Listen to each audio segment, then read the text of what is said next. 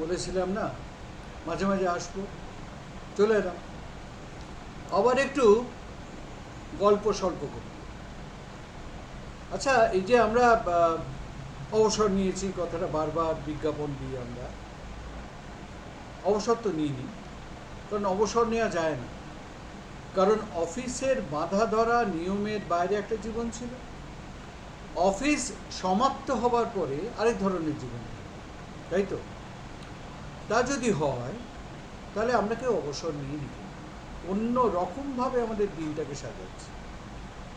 আচ্ছা, আমাদের কি কোনো হবি বা সময় কাটানোর কোনো বিশেষ প্রক্রিয়া বা পদ্ধতি আছে?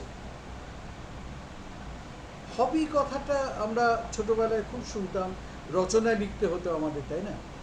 তো সেই সূত্রে বলি, আমাদের কি কোনো হবি আছে বা হবি থাকতে পারে? বিশ্বাস করুন, আমি অন্তত একজন মানুষকে জানি যে তিনি তার অবসর গ্রহণের কিছু আগে থেকে ছবি তোলা শুরু করলেন, এবং এখন তিনি একজন কৃতি খ্যাতনামা ওয়াইল্ড লাইফ ফটোগ্রাফার। এর পেছনে তার শ্রম আছে, তার উদ্যোগ আছে। পয়সা কড়ি খরচ করতে হয়, কারণ দামি ক্যামেরা, লেন্স, যাতায়াত, অর্থাৎ ওই বন্য প্রাণী বা ওয়াইল্ড লাইফের যেখানে দেখা মিলবে এরম একটা জায়গায় পৌঁছানো চাই, তার খরচ আছে। এবং সেগুলো সাদামাটা হোমস্টে মার্কা খরচ নয়, কিন্তু বিশেষ বিশেষ জায়গায় ট্যুরিস্ট লজ বা গেস্ট লজ, যেখানে থেকে ওয়াইল্ড লাইফ ফটোগ্রাফি করা যায়। এর মধ্যে সবচেয়ে ব্যয়সাধ্য আমার যতদূর মনে হয়, এবং পরিশ্রম, সব মানে পরিশ্রম লাগে বোধহয় বার্ডিং করতে, অর্থাৎ পাখির ছবি তুলতে। বহু সময় ধরে, বহু পরিশ্রম করে, ধৈর্যের একেবারে চূড়ান্ত পরীক্ষায় পাশ করে তবে একটা মনোলোভা পাখির ছবি তোলা যায়। খুব সহজ কাজ নয়, কিন্তু এ নিয়ে পড়াশোনা করতে হয়, পাখি সম্পর্কে জানতে হয়, তাদের প্রকৃতি জানতে হয়, কোন পাখি কোন সময় দেখা দেয়, কী তার আচরণ, বিহেভিয়ারাল ট্রেটস, এগুলো নিয়ে পড়াশোনা করতে হয়। পাখির যে বৈশিষ্ট্য আছে, বিভিন্ন ধরনের পাখি, তাদের সম্পর্কে সম্যক জ্ঞান অর্জন করতে হয়। তেমনি কেউ যদি জন্তু জানোয়ারের ছবি তোলে, যেমন ধরা যাক বাঘের ছবি, বাঘের ছবি তোলা একটা আলাদা চ্যালেঞ্জ, একটা বেশ পৌরুষের ব্যাপার আছে না? এটা আরও ভালো করে চোখে পড়বে যখন জঙ্গল সাফারিতে গিয়ে প্রচণ্ড মানে খরতাপ রৌদ্রের মধ্যে জিপ গাড়িতে করে ভ্রমণ করতে করতে, বা ভোরবেলা বেরিয়ে বা প্রায় সন্ধে নেমে আসছে তার আগে ঘুরে ঘুরে হঠাৎ দেখলেন সেই শার্দুল বাহিনীকে বা একটি শার্দুলকে। সেই বাঘের ছবি তোলার জন্য আপনার কি নিরলস প্রয়াস, কি ধৈর্যের পরীক্ষা!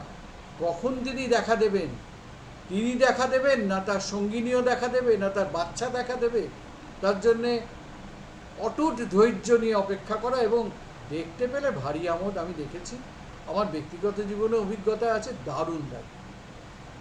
আবার কেউ কেউ বেড়ানোটাকেই হবি করে নিয়েছে। উঠল বাইত কটক যাই, গল্প করতে করতে ঠিক করলেন যে আগামী পরশু দিন তারা বেরিয়ে পড়বেন বন্ধু বান্ধবকে নিয়ে বা পরিবারকে নিয়ে। কখনো গেলেন উড়িষ্যায়, কখনো উত্তরবঙ্গে, কখনো সিমলা, কখনো মানালি, আবার কখনো পঞ্চচল্লি দেখতে চলে গেলেন উত্তরাখণ্ড। এটাও একটা বেশ মজার পরিবেশ। দেখবেন এই অবসর থেকে অবসর নামক ধারণাটি হারিয়ে গেছে। এইটাই তো মজা। অর্থাৎ আবারও বলছি, বারবার বলছি, নিজেকে খুঁজে পাওয়ার একটা নিরলস প্রয়াসকেই বলা হয় নিজেকে জানা। এবং এই প্রয়াসটাই কিন্তু আপনাকে জানায় যে না, আপনার মধ্যে কতটা এনার্জি আছে, আপনি কতটা ফোকাসড, অর্থাৎ কতটা আপনি নিজের যে আনন্দের উৎস সেটাকে খুঁজে বেড়াতে পারবেন। কখনো ভ্রমণ করে, কখনো বই পড়ে।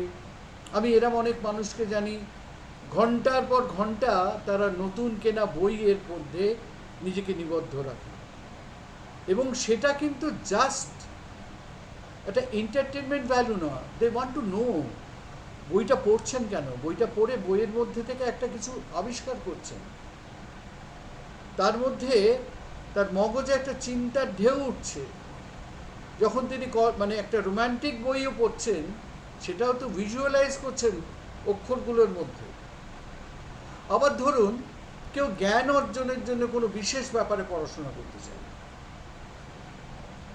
ধরুন যে একজন কেউ সমাজবিজ্ঞানী, সমাজবিজ্ঞানের নানা জটিল তত্ত্ব, নানা জটিল বিশ্লেষণের মধ্যে তিনি নিজেকে খুঁজে পেতে চান এবং দেখতে চান যে তার নিজস্ব কোনো মৌলিক চিন্তা শক্তি আছে কিনা।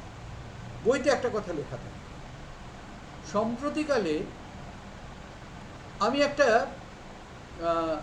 আলোচনা সভায় অংশগ্রহণ করেছিলাম। আমার পরিচিত একজন পণ্ডিত মানুষ, তিনি সাম্প্রতিককালে এই যে বাজার অর্থনীতি, এই যাকে আমরা বলি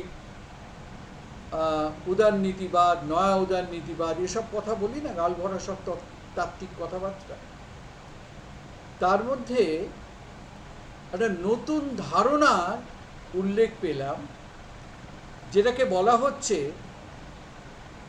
এক ধরনের নয়া সামন্ততন্ত্র।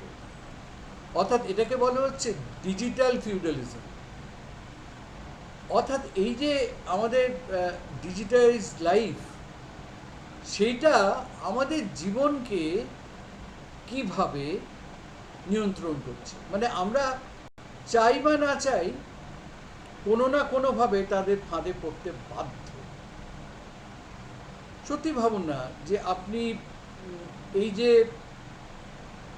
একটা জিনিস অর্ডার করছেন অনলাইনে, আপনি কি দোকানটা দেখতে পাচ্ছেন, দোকান থেকে নিচ্ছেন?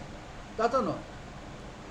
আপনি একটা জায়গায় আপনার অর্ডারটা প্লেস করছেন, সেই মহা শূন্যের থেকে একটা সংযোগ স্থাপন হচ্ছে, সেইখান থেকে যে সাপ্লায়ার, যে যোগান দেবে, সে আপনার দোরগোড়ায় জিনিসটা এনে দিচ্ছে।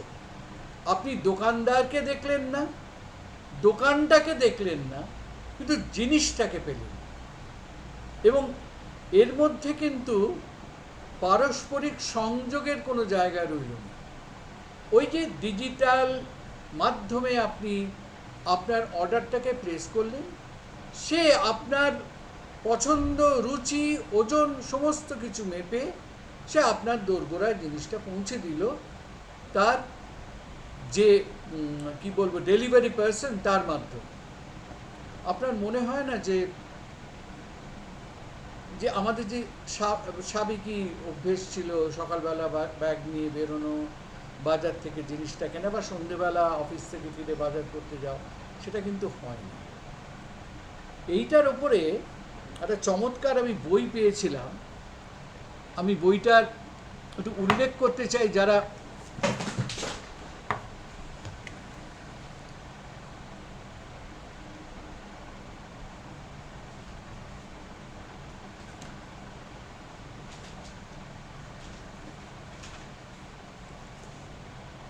মাফ করবেন, একটু উঠে যেতে হয়েছিল। এই বইটা আপনারা দেখতে পারেন, টেকনো ফিউডালিজম। এই যারা যারা একটু চিন্তাবিদ, তারা এই বইটা চট করে লুফে নেবে।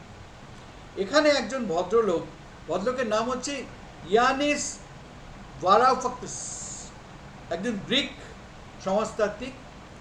তিনি দাবি করছেন যে পুঁজিবাদের দিন শেষ, এবং হোয়াট কিল্ড ক্যাপিটালিজম বইয়ের নামই তাই না, টেকনো ফিউডালিজম। এই যে টেকনোলজি অমোঘ নিয়ন্ত্রণ আমাদের ওপরে,